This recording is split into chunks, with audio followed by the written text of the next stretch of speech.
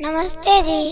कैसे हैं आप सब। अगर आप भोजपुरी शायरी को पसंद करते हैं तो आप हमारे मिजाज म्यूजिक शायरी चैनल को जरूर सब्सक्राइब करें और बेल आइकन को जरूर दबाएं। सोचा चांदनी चौक के नजारा ना रहित, सोचा चांदनी चौक के नजारा ना रहित, इंडिया गेट के चमकत सितारा ना रहित। अगर आज कल के लड़की फैशन ना करती, अगर आज कल के लड़की फैशन ना करती त कौनो टोला पे के लड़का आवारा ना रहित। देख के उनकर फैशन मूड गड़बड़ा जाला, देख के उनकर फैशन मूड गड़बड़ा जाला, उनकर खुशबू नस नस में समा जाला। बैठे ने किताब के सवाल बनावे, बैठे ने किताब के सवाल बनावे, लेकिन जाने कैसे लव लेटर लिखा जाला। वतन के हमारा पूरा दुनिया में सम्मान बा, वतन के हमारा पूरा दुनिया में सम्मान बा, एहिजा के माटी के पूरा दुनिया में गुणगान बा। चाह नइखे हमरा की हम स्वर्ग में जाएं, चाह नइखे हमरा कि हम स्वर्ग में जाएं, हमार कफन तिरंगा होखे बस इहे अरमान। भारत माई के सपूत के बलिदान भूल मत जइहा, भारत माई के सपूत के बलिदान भूल मत जइहा।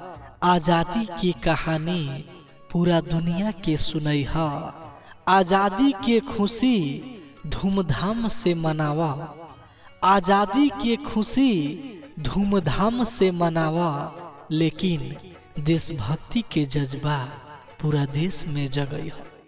कांपत रहले अंग्रेज इनका से थरथरा के, कांपत रहले अंग्रेज इनका से थरथरा के, छेड़ देलन आजादी के जंग डंका बजा के। नाम भगत सिंह भाग्य बदल देलन भारत के, नाम भगत सिंह भाग्य बदल देलन भारत के। आजादी के खातिर झूल गइले फांसी पे मुस्का के। अंग्रेज के खून के पानी क दिहले, अंग्रेज के खून के पानी क दिहले, देश पे कुर्बान अपन जवानी क दिहले। गाथा गौलों से ना ओराई, गाथा गौलों से ना ओराई, ऐसन कहानी क दिहले।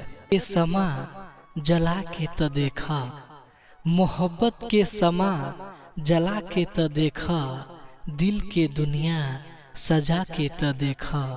अगर हो ना जाई मोहब्बत त कहिहा, हाँ अगर हो ना जाई मोहब्बत त कहिहा। जरा नजरों से नजर मिला के त देखा। नजर के नजर से जब से तकरार हो गई, नजर के नजर से जब से तकरार हो गई, तब से चैन से जियल दुश्वार हो गई। हाल पागल के भइल बा, हाल पागल के भइल बा, प्यार के डॉक्टर कहस कि एकरा प्यार हो गई। दिल घाही हो जाला नैना से तीर चलावल ना जाला, दिल घाही हो जाला नैना से तीर चलावल ना जाला। इश्क में केहू के डहकावल ना जाला, लब खामोश रही त घुटन हुई, लब खामोश रही त घुटन हुई। ऐसे दिल के बात छुपावल ना जाला। संगमरमर के जैसन बदन बा तोहार, संगमरमर के जैसन बदन बा तोहार। तस्वीर दिल में सजाई ख्वाब के रानी हम तोहके बनाईब।